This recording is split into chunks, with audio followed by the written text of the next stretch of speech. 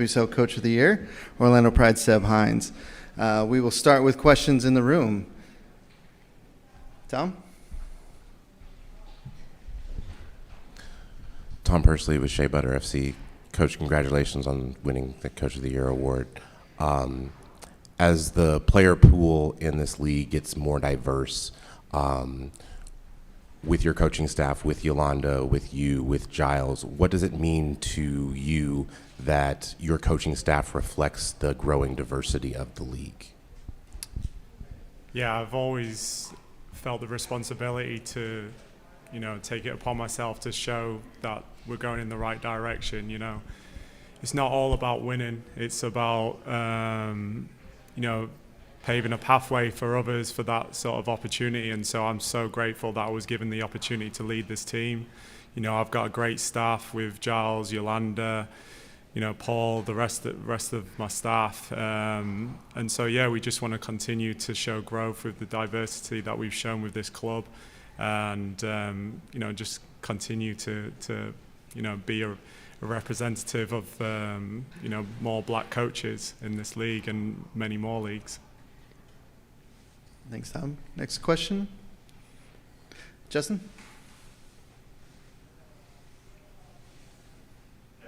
Rare that a team can win the NWSL Shield and then still go on to win the NWSL Cup. It hasn't happened very often. Have you had time to give much thought to just the potential of that historic double and just thoughts going into that match tomorrow with that on the line? Yeah, let's just put it into perspective, right? So you play 26 games in a season. We're in our 43rd week, I think, since the start of pre-season. And just to show that level of, consistency throughout the season up until this point is very difficult and very demanding. And so a lot of credit has to go to the team, the players, the staff, to continue to ultimately win games, stay unbeaten, win the Shield. There was a period where obviously we lost 2 games after the Shield, and we had doubters at that point. People talking about you needed momentum to get into the playoffs and continue to do that throughout the playoff schedule. And we've shown our character. We've been waiting for this opportunity since we won the Shield. And we've shown our quality in the last 2 games, both against a great Chicago side and Kansas City side. And here we are today playing, the second place team in the league. And that's how it should be, right? It should be 1 versus 2 because you've got 2 teams that have been the most consistent throughout this year. So, here we are. We set our goals out for the start of the year. We've achieved so much so far.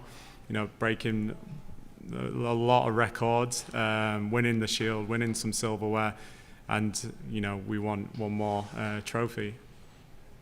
All right, thanks, Justin. We're going to come up front. Steve? Hi, Seb. Steve Goff from the Washington Post. I was wondering if you could maybe talk about perhaps your appreciation for what's going to happen tomorrow night in the big picture, playing in this stadium, the crowd, Marta having this spotlight moment, just what this means to the league and to women's soccer overall.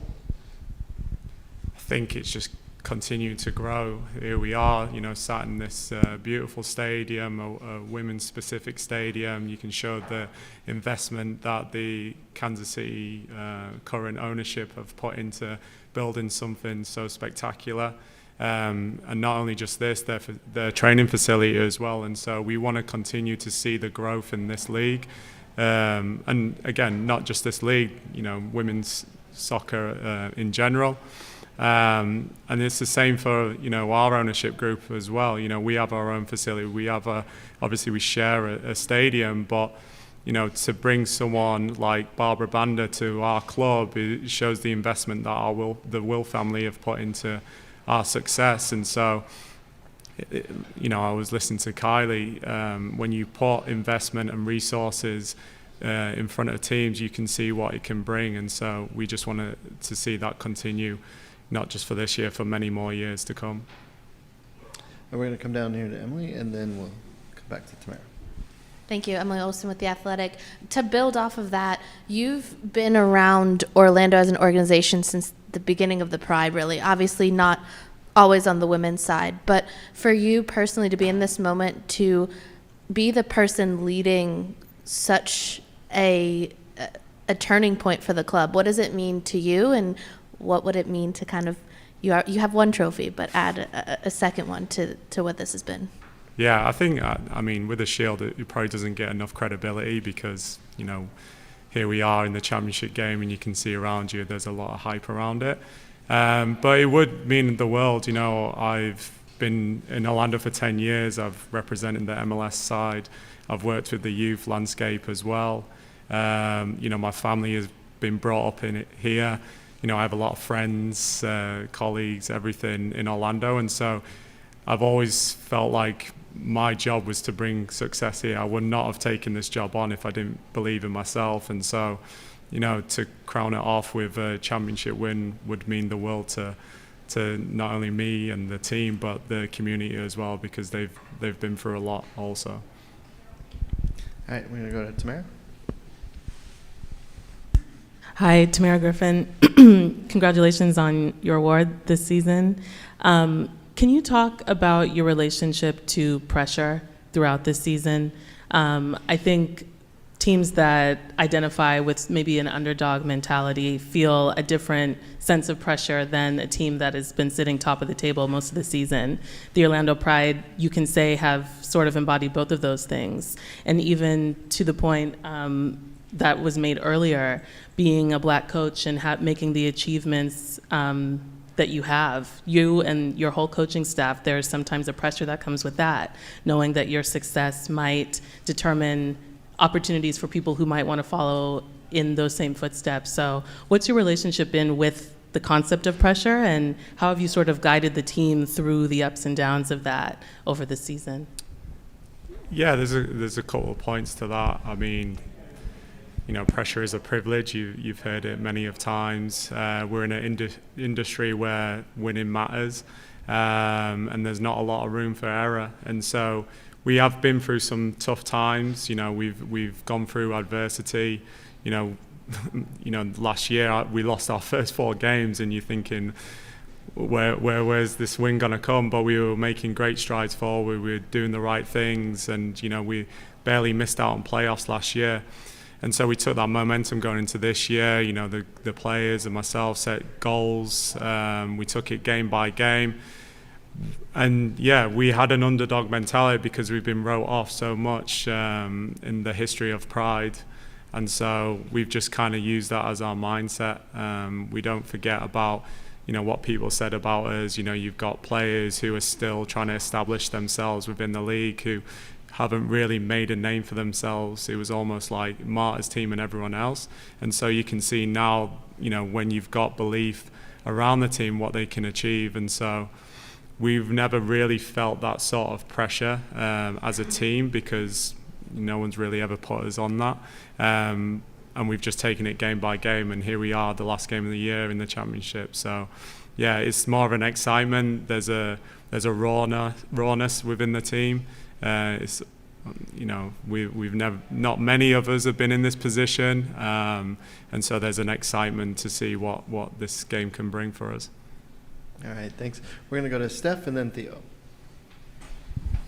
Hi, Coach. Steph Young, The Athletic. You talked about when you were helping rebuild the team, and at the beginning of this season, you wanted players to basically feel like, you know, you own the badge now. This is your club. You run it. And then, you know, you talked about players coming into preseason already fit because they wanted it so badly. I'm just wondering, in terms of stuff like that off the field, obviously we see the wins on the field, but off the field, what does that functionally looked like throughout this season, and asking players like, you own the badge now?